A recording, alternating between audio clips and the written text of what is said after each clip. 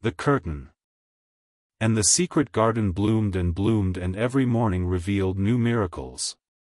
In the robin's nest there were eggs, and the robin's mate sat upon them, keeping them warm with her feathery little breast and careful wings.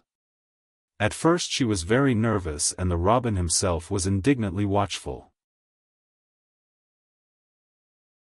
Even Dickon did not go near the close-grown corner in those days, but waited until by the quiet working of some mysterious spell he seemed to have conveyed to the soul of the little pair that in the garden there was nothing which was not quite like themselves, nothing which did not understand the wonderfulness of what was happening to them, the immense, tender, terrible, heartbreaking beauty and solemnity of eggs.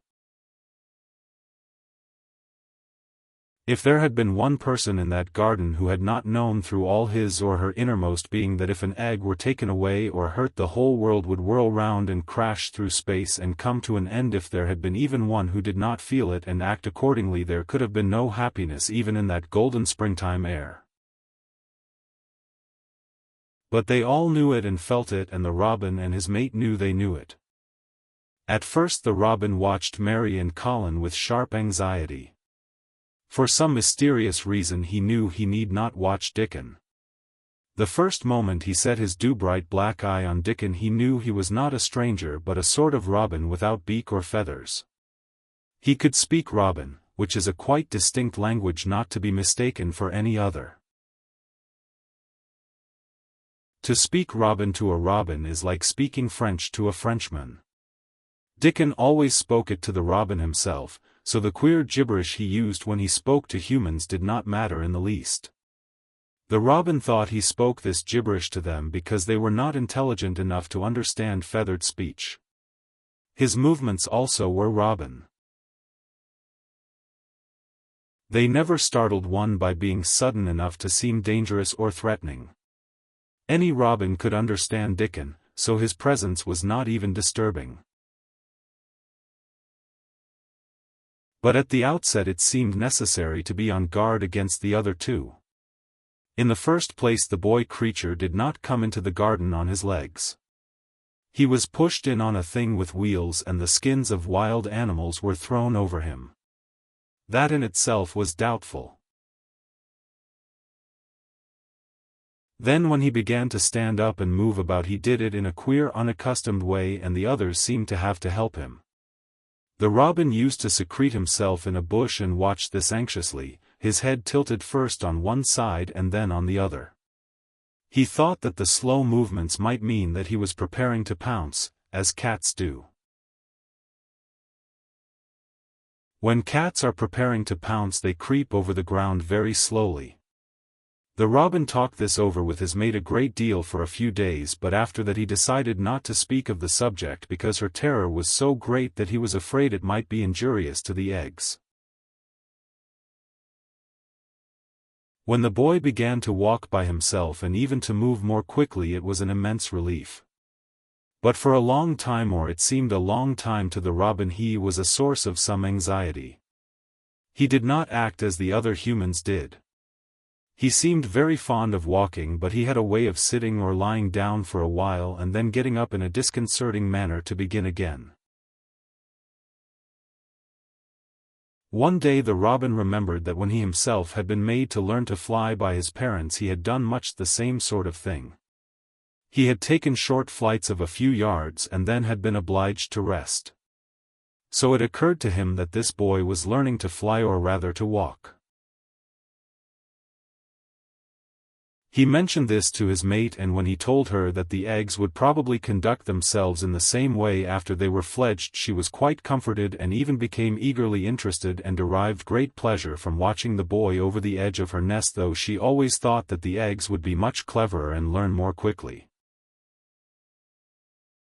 But then she said indulgently that humans were always more clumsy and slow than eggs, and most of them never seemed really to learn to fly at all. You never met them in the air or on treetops. After a while the boy began to move about as the others did, but all three of the children at times did unusual things. They would stand under the trees and move their arms and legs and heads about in a way which was neither walking nor running nor sitting down. They went through these movements at intervals every day, and the robin was never able to explain to his mate what they were doing or trying to do. He could only say that he was sure that the eggs would never flap about in such a manner, but as the boy who could speak robin so fluently was doing the thing with them, birds could be quite sure that the actions were not of a dangerous nature.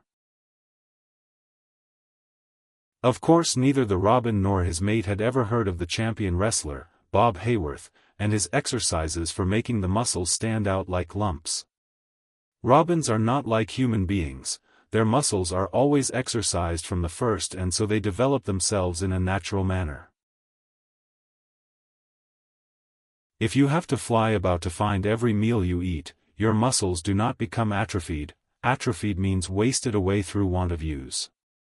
When the boy was walking and running about and digging and weeding like the others, the nest in the corner was brooded over by a great peace and content. Fears for the eggs became things of the past.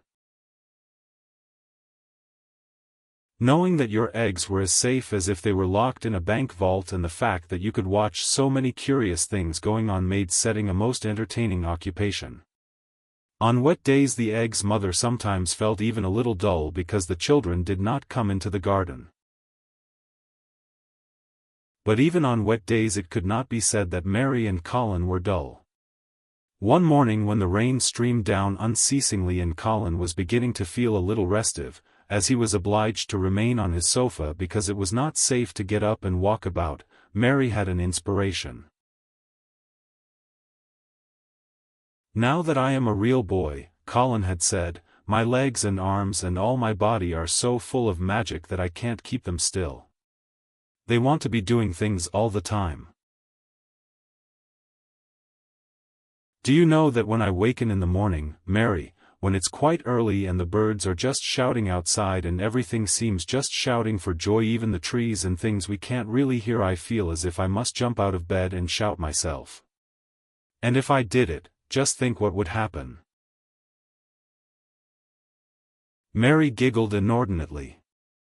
"The nurse would come running and Mrs. Medlock would come running and they would be sure you had gone crazy and they'd send for the doctor," she said. Colin giggled himself. He could see how they would all look, how horrified by his outbreak and how amazed to see him standing upright.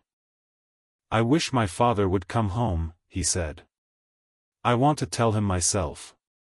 I'm always thinking about it, but we couldn't go on like this much longer. I can't stand lying still and pretending, and besides I look too different. I wish it wasn't raining today." It was then Mistress Mary had her inspiration. "Colin," she began mysteriously, "do you know how many rooms there are in this house?" "About 1,000, I suppose," he answered. "There's about 100 no one ever goes into," said Mary. "And one rainy day I went and looked into ever so many of them. No one ever knew, though Mrs. Medlock nearly found me out. I lost my way when I was coming back and I stopped at the end of your corridor. That was the second time I heard you crying." Colin started up on his sofa. 100 rooms no one goes into," he said. "It sounds almost like a secret garden. Suppose we go and look at them. You could will me in my chair and nobody would know where we went." "That's what I was thinking," said Mary. "No one would dare to follow us. There are galleries where you could run. We could do our exercises. There is a little Indian room where there is a cabinet full of ivory elephants. There are all sorts of rooms." "Ring the bell," said Colin. When the nurse came in he gave his orders. "I want my chair," he said. "Miss Mary and I are going to look at the part of the house which is not used. John can push me as far as the picture gallery because there are some stairs. Then he must go away and leave us alone until I send for him again." Rainy days lost their terrors that morning. When the footman had wheeled the chair into the picture gallery and left the two together in obedience to orders, Colin and Mary looked at each other delighted. As soon as Mary had made sure that John was really on his way back to his own quarters below stairs, Colin got out of his chair.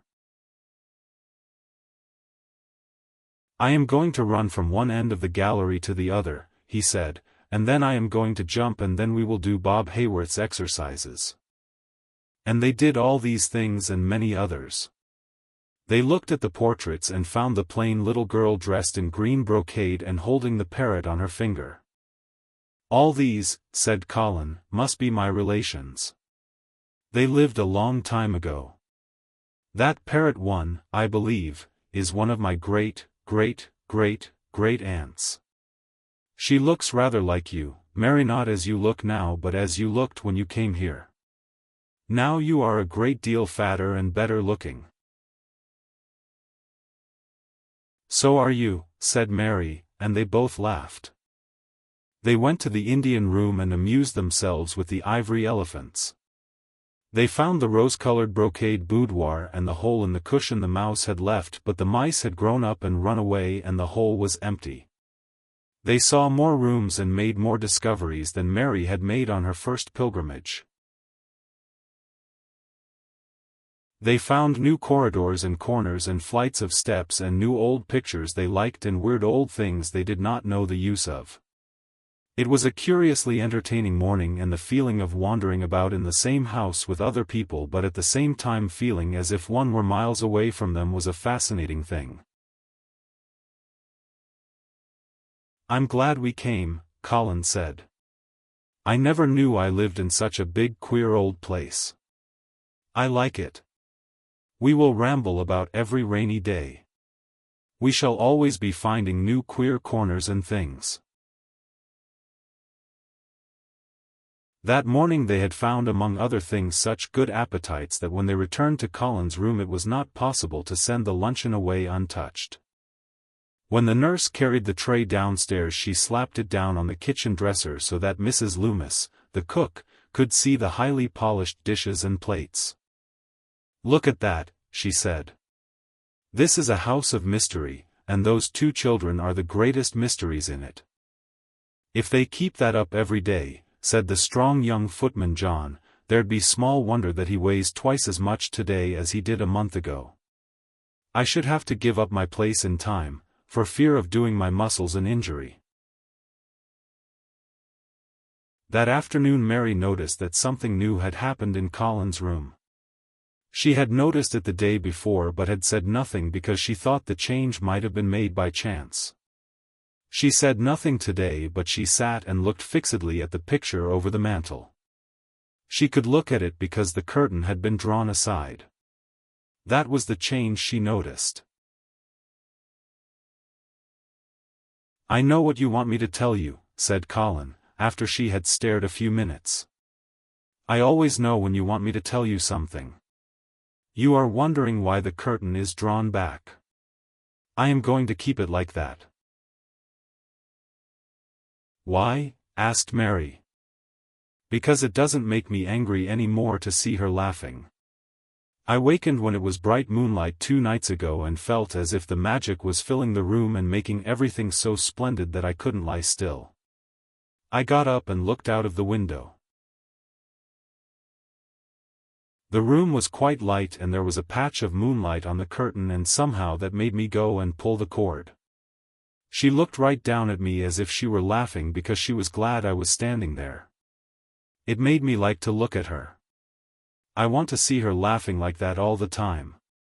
I think she must have been a sort of magic person perhaps." "You are so like her now," said Mary, "that sometimes I think perhaps you are her ghost made into a boy." That idea seemed to impress Colin. He thought it over and then answered her slowly. "If I were her ghost my father would be fond of me," he said. "Do you want him to be fond of you?" inquired Mary. "I used to hate it because he was not fond of me. If he grew fond of me I think I should tell him about the magic. It might make him more cheerful."